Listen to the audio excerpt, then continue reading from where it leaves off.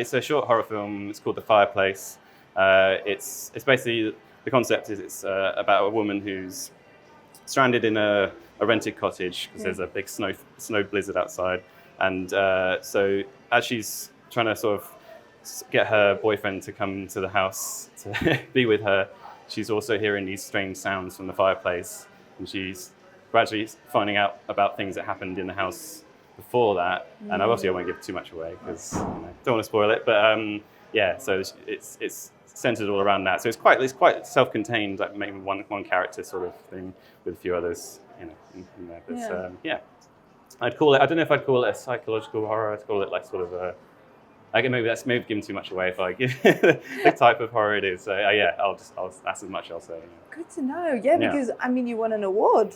Yes. Yeah. That was a huge. Yeah, is that your first award with the film? I think it is. Yeah, because we only finished it this year, and we've just started on the festival circuit, and it was amazing just to be nominated for that, and honestly, because I saw the other films that were in the showcase the other day, and they're fantastic, and it was a bit of a stunning moment to win that, but it was fantastic, and just because I think everyone did such a great job on it, and I mean I know that gets said all the time, but they honestly did, and I think every element of it, deserves to be people to to see it as it should be, and I think I'm very happy with how that turned out. No, truly, I think the synergy of a team really shows through on camera. So I think the fact that everybody works so well on it. Yeah. I don't know, maybe that's linked to the award, who knows? But it's a funny one because I guess because this is like the kind of the fourth film I've directed. I'm not predominantly a director. I'm really writing is my thing. But on short films, I felt more comfortable at that kind of level of, pressure. And so I thought, all the time I'd built up doing other short films, I kind of got more used to how it all runs as you do. That's the great thing about short films is you can learn, you can make all the mistakes you need to before you go off and make hopefully the bigger films later on in your career or whatever. So this one actually felt much more comfortable, I think.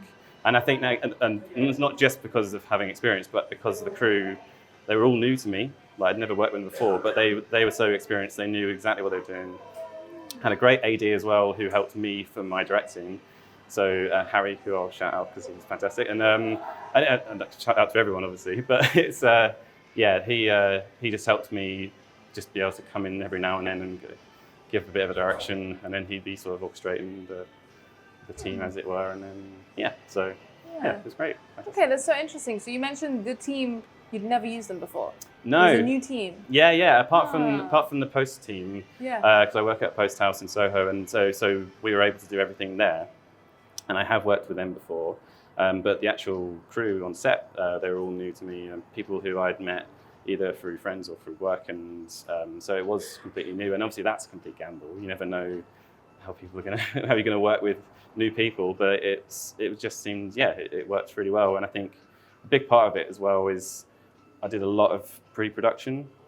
I think that's something I definitely recommend, is trying to do that as much as possible, because then you just iron out all the problems in advance, really. Yeah. And so I think that's it. I spent enough time planning everything so that there wasn't so much going wrong.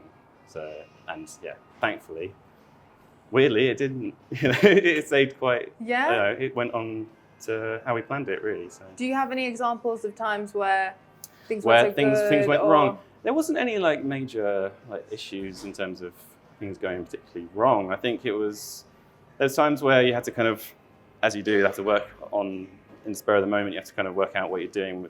Working with the time schedule, we had a lot packed into the few days we were filming.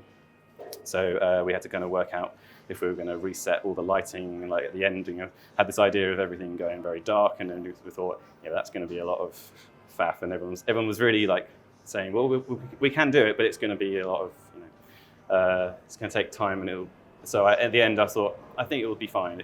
And I think it wasn't really an issue, and we tried to use practical effects as much as possible. There's some snow in it.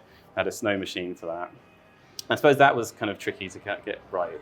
Gosh, high tech. I mean, it was blowing out sort of like this foam stuff. So it's like it's fake snow, but I wanted, because that's the opening shot of the film, is like seeing the snow outside, and I wanted that to be.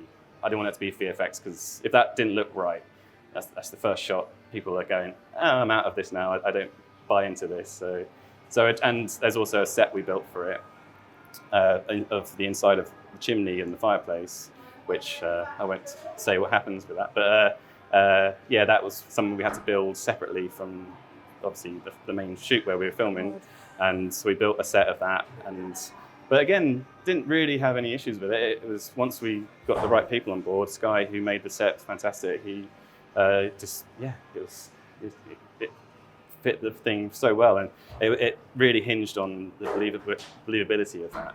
If that didn't look authentic and believable, then you've lost people. So it's always a gamble, but you just got to kind of hope it works. And, what was your aim for when you were kind of doing a lot of pre-production? I mean, I'm a huge believer, like plan well, and then the execution will be really good. So doing pre-production is quite fun. I find it really fun. Yeah, absolutely. If you've got the time, might as well use it. Time is the big thing. Time is always once you get to shooting, time's not on your side, but you've got the time either side of it. Yeah. And it's the classic thing. People don't like people in post hate when people are saying fix it in post. Well, that'll be fine. Because that has happened a lot, I think. Because you can fix things in post, but not everything. You still have to try and make things right to begin with. Otherwise, you're kind of scrambling around in a mess, and it's sort of. So I think that, luckily when we came to post, there wasn't any major issues. That's really interesting. What have you learned? Because obviously you're kind of mainly in post, and now you're doing pre and production. You're doing everything. Yeah. What would you love to say, as originally a post person, what would you love to tell filmmakers who are watching this, who have never done post before? Yeah, that's interesting. Well, it's funny, because I did at a time think I wanted to go into editing, and I kind of, I don't know, I don't think I was quite right for what I wanted to do, and that's why I kind of veered more towards writing. But then again, people say that editing and writing is quite similar, because you're still creating a narrative in the edit, and it's a bit like writing. You're still telling the story in the edit.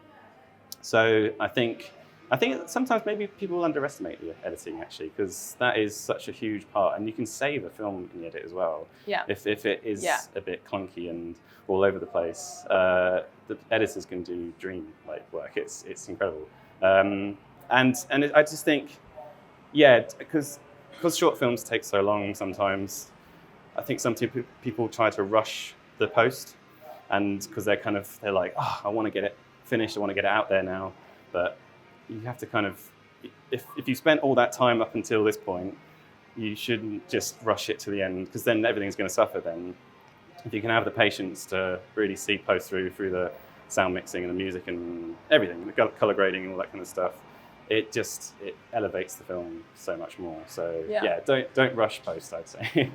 If you can. Yeah. Really good tip, really helpful. I hope someone's seen them and is inspired, or at least now behaves a little bit differently. I mean, like I say, I'm going off my own experiences. That's how I found it. But everyone works differently. But it's I find that seemed to help. So. Great. Well, any last thoughts you want to share? Well, I mean, I just this is the start of our sort of run of festivals, and I've submitted to quite a few others. So it's a whole other world really now. We've got the world of festivals ahead of us. So we're kind of it's amazing to be starting in such a great one here. And I generally mean that. It's a great one. And I came to one last year. It was the first year of it, and it was so good. And I thought, and I didn't realize at the time I'd be having my film shown at the following year. So and just sounds cliche, but I want to say thanks to everyone who made the film and everyone here that's kind of put it all together. So it's made it really special. So. That's really kind. Oh, thanks, Ben. Oh, no, honestly, it's great. Well, thank you for coming in. Thank you. Great. Pleasure. Thank you very much. Great to meet you again. Yeah, you too. Good job. Good job.